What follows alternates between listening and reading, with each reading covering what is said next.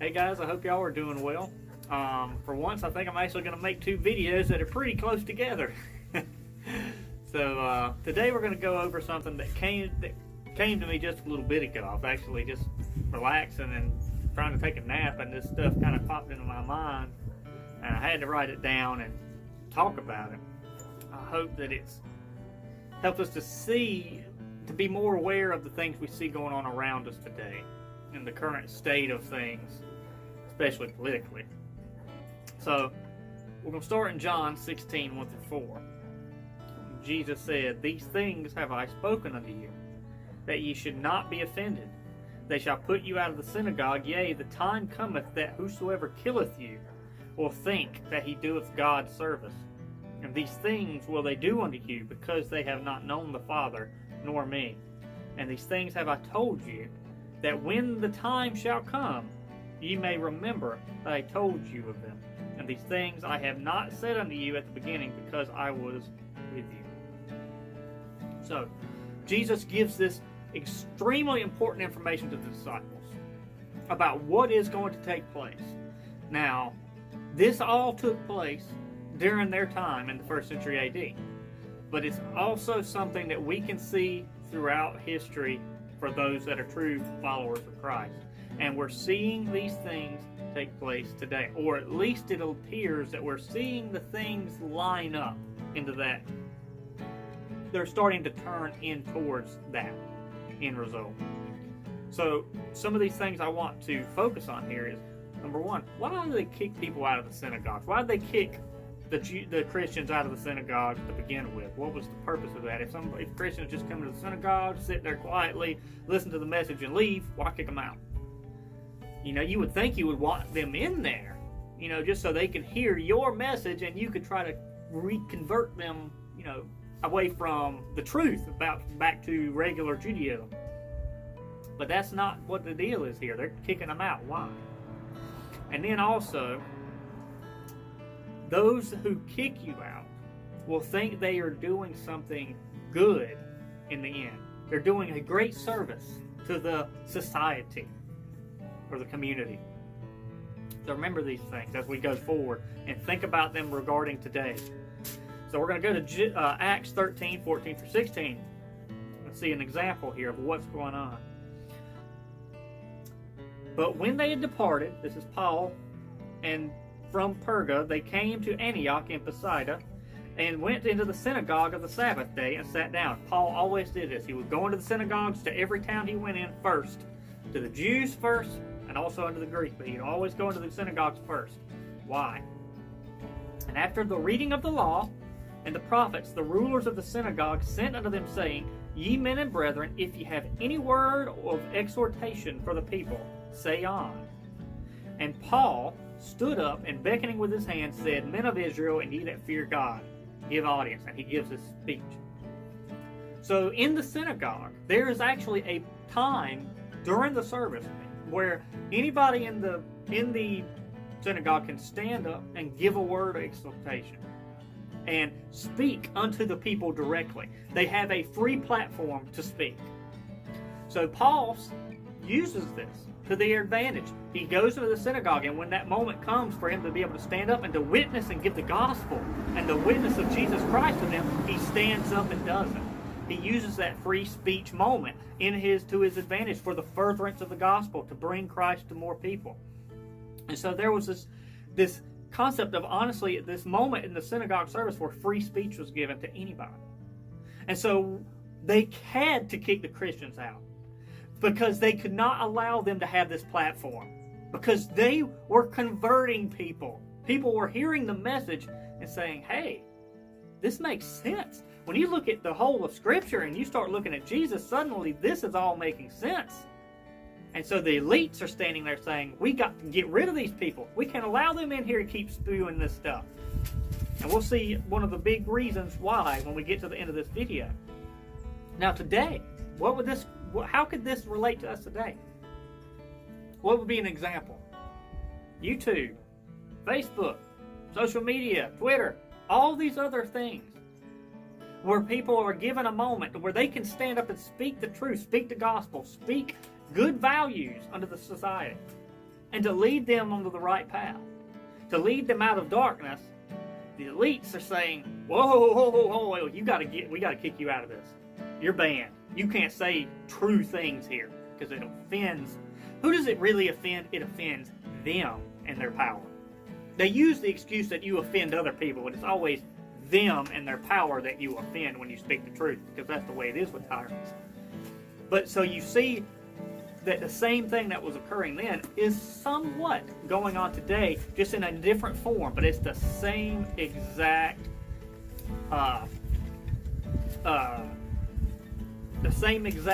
method that they were using back then, just in a different form. So now let's go to Acts 19, 24 through 32. This wind is dang cold today. Okay. For a certain man named Demetrius, a silversmith, which had made silver shrines to Diana, brought no small gain unto the craftsman. So who is he? He's an idol maker, whom he called together in the workmen of like occupation, and said, Sirs, ye know that by this craft we have our wealth. So here we have the big businessmen. Now what are they making? Idols. What is important about this?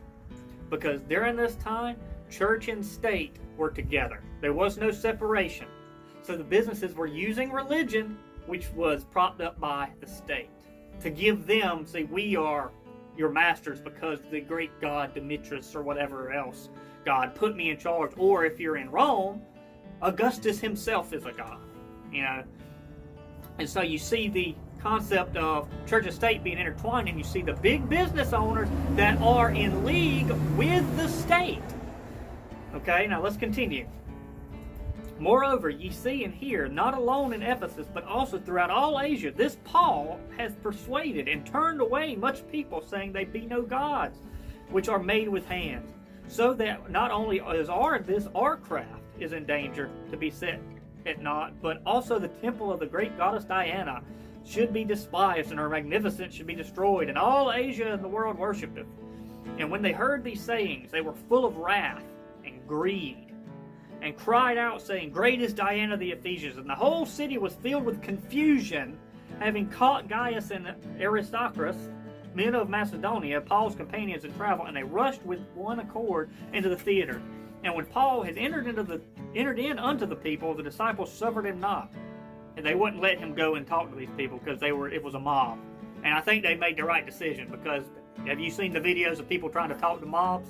It don't really work. And a certain of the chief of Asia, which were his friends, sent unto him, desiring him that he would not peradventure himself into the theater.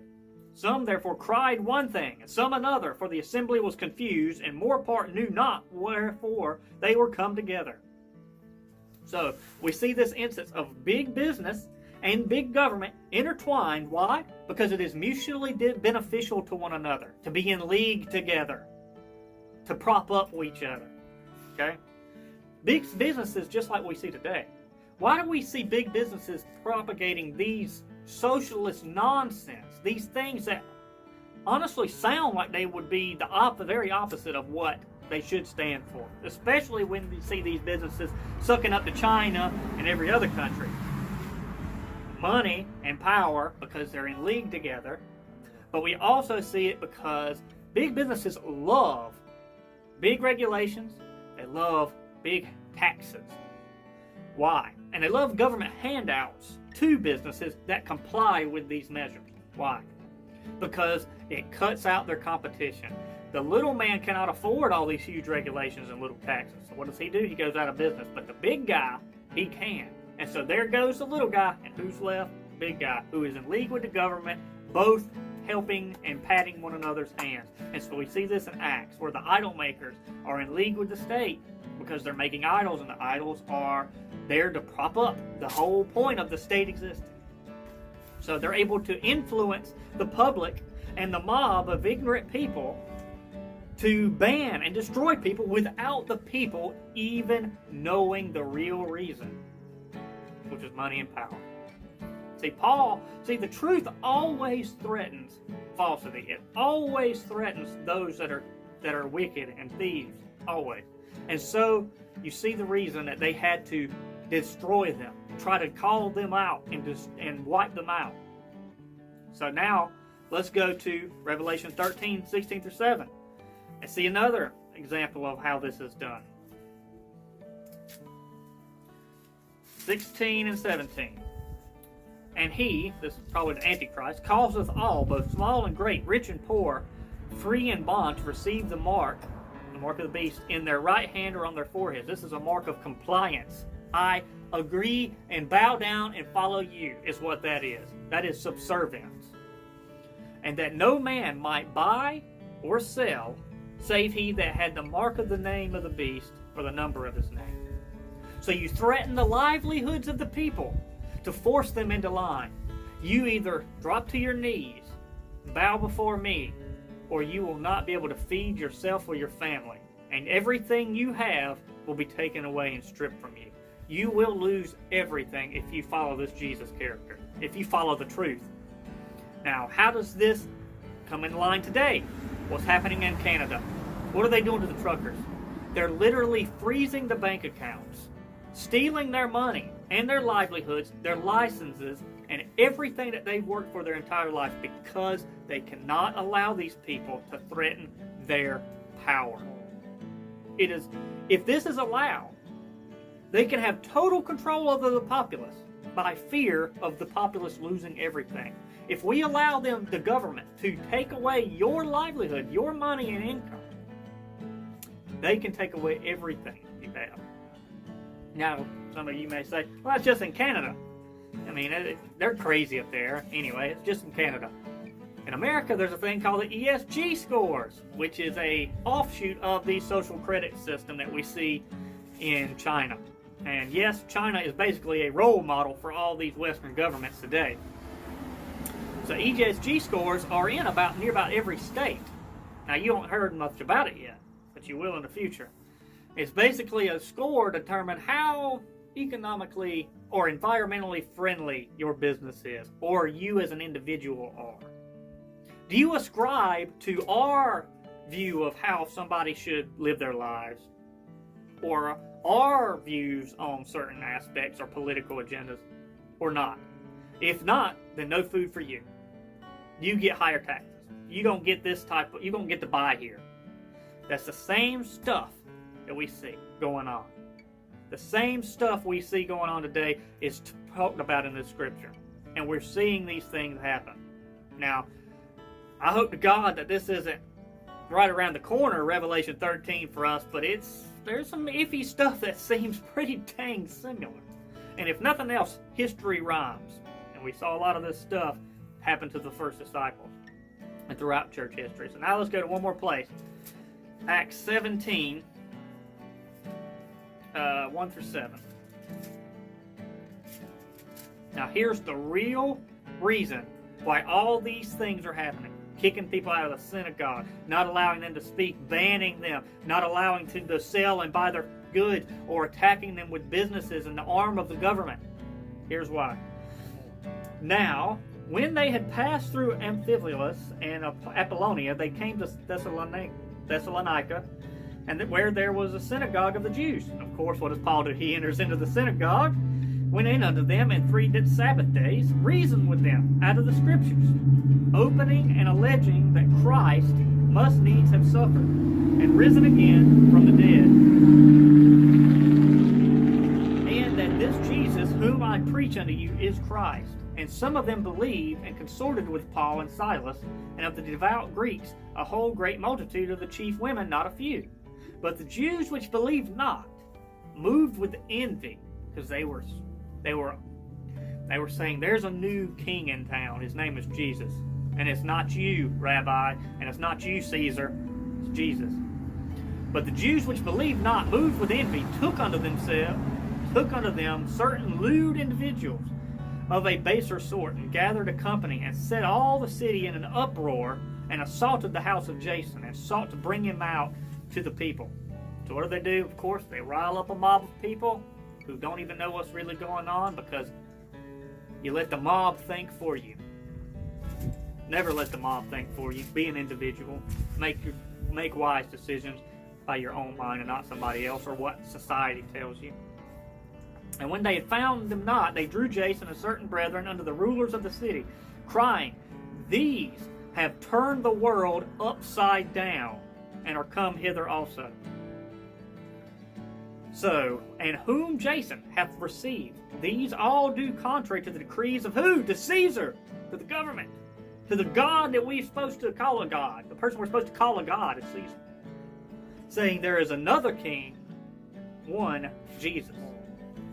So what is the whole reason this threatens them? Because it upsets the world order. It turns the world order upside down. So remember what Jesus said, we talked about this in the last video.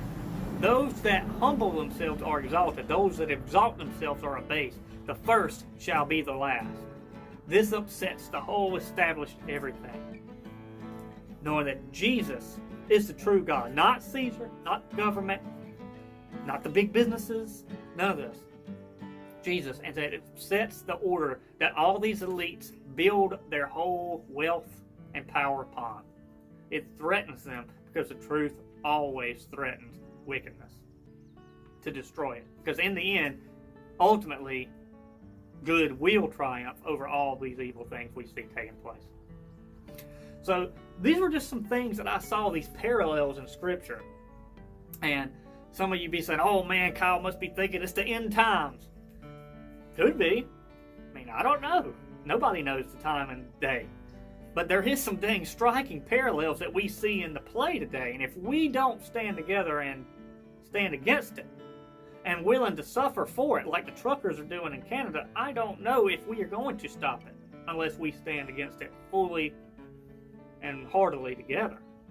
And we have to stand together as a church body for the gospel, for Christ, and not standing in fear of what the world can do, but fearing what God can do.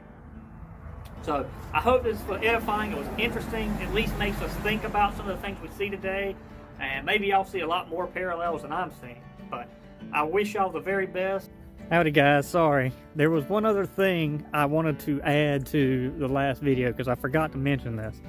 So, all those things that we went over, the disciples pretty much went through most of those in their lifetimes, and the early Christians. And guess what? They won. The whole Roman Empire that ended up persecuting them, the Jewish elites, all of that, they ended up losing.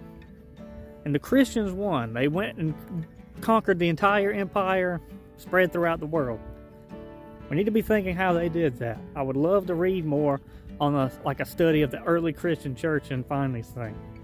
But it's definitely through the scriptures that they were able to prevail through their faith and stuff. So that's just something I wanted to add, that this isn't just a political battle or anything like that, or something that's destined to happen, because they went through it. They went through all those things, and they somehow, by the grace of God, came out shining at the end. So we can as well. So God bless.